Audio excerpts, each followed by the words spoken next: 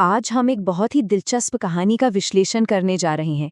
ये एक ऐसी पुरानी लेकिन कमाल की कहानी है जो हमारे सबसे बड़े सवालों में से एक पर चोट करती है कि आखिर दौलत और दान यानी सदके की असल हकीकत क्या है। ये कहानी है अब्दुल्ला नाम के एक इंसान की, और सच कहूं तो इसका सफ़र हमें ये सोचने पर मजबूर कर देगा कि हमारी सोच ही हमारी किस्मत कैसे तय करती है। तो चलिए बिना किसी देरी के शुरू करते हैं। अब जरा सोचिए, क्या होगा अगर बेइंतहा दौलत हासिल करने का सबसे बड़ा रहस्य आपकी जिंदगी और मौत का सवाल बन जाए। यही वो गहरा सस्पेंस है जो इस पूरी कहानी को आगे बढ़ाता है। इसका जवाब वाकई हैरान कर देने वाला है। भाग 1, सखावत और गरीबी का इम्तिहान। तो कहानी की शुरुआत में हमारे सामने दो बिल्कुल अलग नजरिए हैं। एक तरफ अब्दुल्ला है जिसका एकदम साफ मानना है कि अच्छी सेहत और मन का सुकून ही इंसान की सच्ची दौलत है और दूसरों को दान देना हमारा फर्ज है। वहीं उसकी बीवी की सोच इसके बिल्कुल उलट है। उसके लिए बैंक बैलेंस, सोना चांदी और महल ही असली सुरक्षा है। उसका मानना है कि ये जो लगातार दान करने की आदत है ना, ये एक दिन इंसान को पूरी तरह से बर्बाद कर देती है। और पता है अब्दुल्ला के इस बेतहाशा दान का नतीजा क्या हुआ? वो एक बहुत ही अमीर व्यापारी से जल्द ही पूरी तरह से कंगाल हो गया। लोगों की मदद करते करते उसकी अपनी तिजोरी खाली हो गई, दुकान बंद हो गई और नौबत यहाँ तक आ गई कि उसे बकरियां चराकर गुजारा करना पड़ा। एक तरह से देखें तो उसकी बीवी का सबसे बड़ा डर सच में बदल गया था। लेकिन इतनी भयंकर गरीबी और अपनी बीवी के रोज रोज के तानों के बावजूद अब्दुल्ला बिल्कुल नहीं टूटा। उसका बस एक ही अटल विश्वास था, सेहत पैसों से ज्यादा की कीमती है। उसका मानना था कि असली दौलत तो बस मन की शांति है। सच में ऐसा धैर्य और ऐसा भरोसा देखना बहुत ही रेयर है। भाग 2, जिन्नात के बादशाह का इनाम। अब कहानी में एक जबरदस्त ट्विस्ट आता है। एक दिन जंगल में बकरियां चराते हुए अब्दुल्ला ने देखा कि एक छोटी सी सांपनी भयानक आग में फंसी हुई है। बिना एक पल सोचे उसने अपनी जान की बाजी लगा दी और आग में कूदकर उसे बचा लिया। अब सबसे चौंकाने वाली बात ये थी कि वो सांपनी कोई आम सांप नहीं थी, वो जिन्नात के बादशाह की बेटी थी। अब्दुल्ला की इसी नेकी ने कि उसने एक बेजुबान जानवर की मदद की, उसे सीधे जिन्नात के महल तक पहुंचा दिया। लेकिन रुकिए, ये इनाम इतना आसान नहीं था। जिन्नात के बादशाह ने जो इनाम दिया उसके साथ एक बहुत ही खौफनाक शर्त जुड़ी हुई थी। ये राज कभी किसी को मत बताना, वरना तुम्हारी मौत पक्की है। सोचिए, इनाम तो मिला, लेकिन मानो सिर पर एक तलवार लटक गई हो। और वो इनाम आखिर था क्या? वो कोई खजाना या सोने के सिक्के नहीं थे। वो थी जानवरों की भाषा समझने की जादुई ताकत।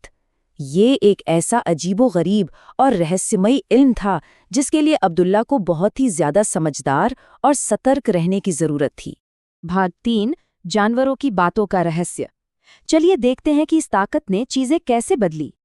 अब चीजें बहुत तेजी से पलटने लगती हैं। पहले दिन झील में 2 मछलियों की बातें सुनकर उसे पानी में डूबे एक खजाने का पता चल जाता है। फिर 1 महीने बाद 2 खच्चरों की आपस की शिकायतें सुनकर उसे मालूम होता है कि उसकी बीवी मां बनने वाली है, जो बात उससे छुपाई गई थी। और अगले ही महीने चिड़ियों की भविष्यवाणी सुनकर वो जान जाता है कि एक बहुत ही भयानक सर्दी आने वाली है। बस फिर क्या था, वो भारी मात्रा में नींबू और माल्टे खरीद लेता है। ये कामयाबियां उसे फिर से अमीर तो बना देती हैं, लेकिन घर में उसकी बीवी का शक अब 7वें आसमान पर पहुंच जाता है। पर यहाँ एक बात पर गौर करने वाली है। जब अब्दुल्ला को वो पहला खजाना मिला तो उसने क्या किया? क्या उसने अपने लिए बड़ा महल बनाया? बिल्कुल नहीं। उसने सबसे पहले गरीबों के लिए एक पनाहगाह और एक बावर्ची खाना बनवाया। उसने वो दौलत अपने ऐशो आराम के बजाय दूसरों की भलाई में लगाई। ये अपने आप में समाज सेवा का एक बहुत ही शानदार उदाहरण है। और वो नींबू वाला निवेश, वो तो एकदम मास्टर स्ट्रोक निकला। भयानक सर्दी पड़ी, हर तरफ बीमारियां फैल गईं और अब्दुल्ला के पास जो नींबू और माल्टे थे वो रातों रात सोने चांदी के भाव बिकने लगे। उसने वो फल किसी की मदद के लिए खरीदे थे, लेकिन उस सर्दी की पहले से जानकारी होने की वजह से उसे बेइंतहा दौलत मिल गई। भाग 4, दौलत और लालच की टक्कर। अब हम इस विश्लेषण के सबसे अहम मोड़ पर आते हैं।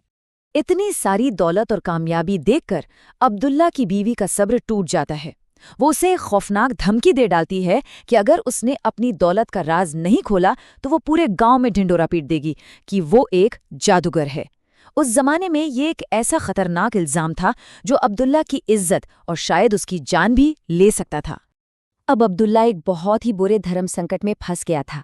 एक अल्टीमेटम, या तो बीवी को राज बताकर अपनी जान से हाथ धो बैठे, या फिर अपनी सारी दौलत छोड़कर इस झूठे इल्जाम से बचे, वो अपनी जिंदगी बचाए, या फिर गरीबों के लिए शुरू किया गया अपना वो नेक मिशन। इस नामुमकिन सी स्थिति से वो बहुत ही चतुराई से निकलता है। वो अपनी बीवी को अपना सारा सोना, चांदी, जमीन जायदाद सब सौंप देता है और उसे तलाक दे देता है। और अपने पास क्या रखता है? सिर्फ और सिर्फ गरीबों की वो पनाहगाह।